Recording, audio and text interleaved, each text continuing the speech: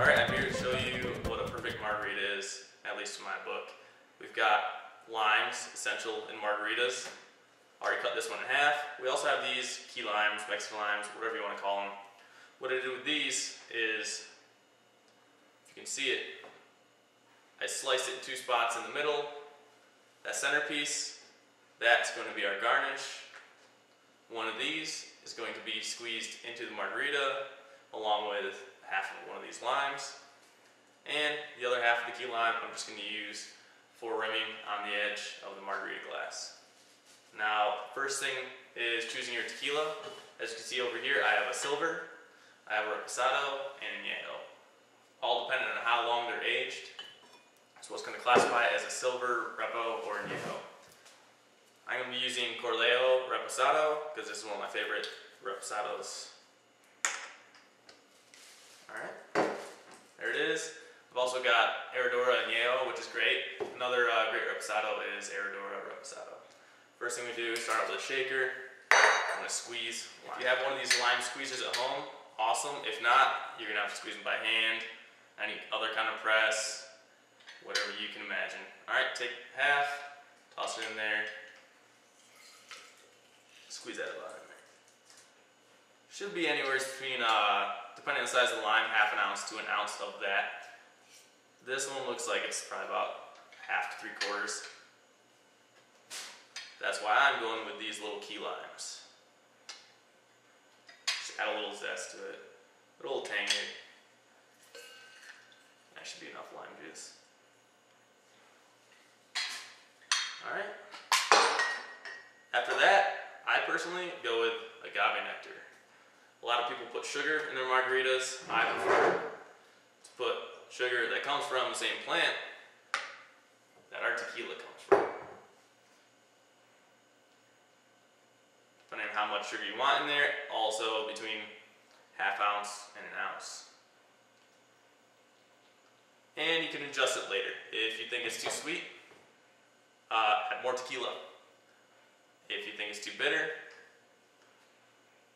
add more agave nectar or sugar, whatever you decide to use. If you're doing sugar, 3 or 4 pinches or a couple teaspoons in there will be fine. Alright, so lime, agave, we have salt over here for the rimming, we've got ice, and we've got our tequila. What I like to do is make the mix before I add in the nectar of the gods, so I don't waste it. Alright, I'm going to use half and half GranGala and Cointreau. I don't have any Grand Marnier with me right now. I would be using Grand Marnier and Cointreau. I like the Cointreau because it's nice and clean, crisp, orange flavor. You can substitute some of it with a cheaper one like triple sec, like $4 or $5 triple secs. I'd advise using a better liquor like Cointreau or Grand Marnier. I do like GranGala and Grand Marnier because Grand Marnier is mixed with cognac, GranGala is brandy. So it adds another layer to the margarita. Alright. So I'm going to put about 2/3 of an ounce there. And we'll top it off. I don't have much Cointreau left, so. And a little bit of Cointreau. I won't put any more than about 1.5 ounces. Find your median between 1 ounce and 1.5 ounces, depending on how orange you like it and citrusy. So toss that in there, and that's essentially all the mix you have. So I like to swirl it around. Of course, I'm gonna taste it. Tastes good the way it is. I don't need to add anything, so now I'm gonna add the tequila. This is going to be about 2–2.5 ounces of tequila. Depending on how much you like your tequila. I like it, so I'm putting about 2.5 ounces in there. Alright. Now I'm going to add some ice.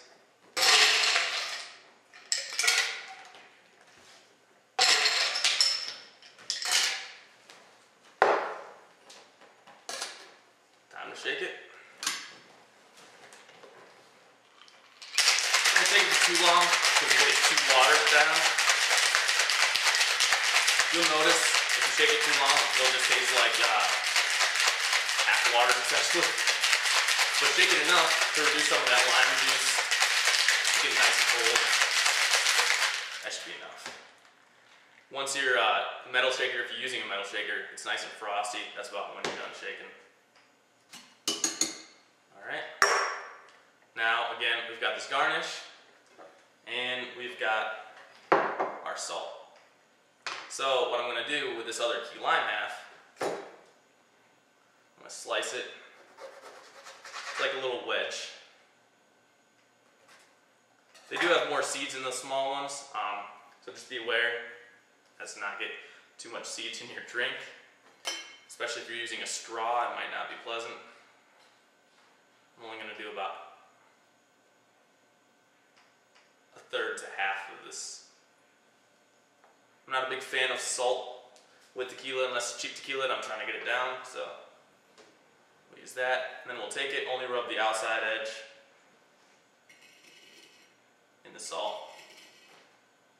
Personally, I just use kosher salt because it's what I have around, but you can buy rimming salt if you really want to spend the extra buck. Kosher salt works just fine. The reason why we do the outside of the glass is so that you don't get much on the inside of the glass falling into your drink. You don't want a whole lot of salt in your margarita. That's why we don't shake it with salt.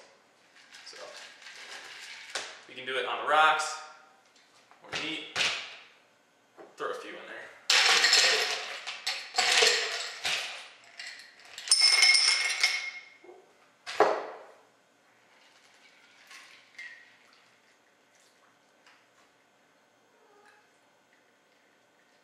Usually I'm pretty good about estimating the amount of liquid I need, and it turned out pretty good.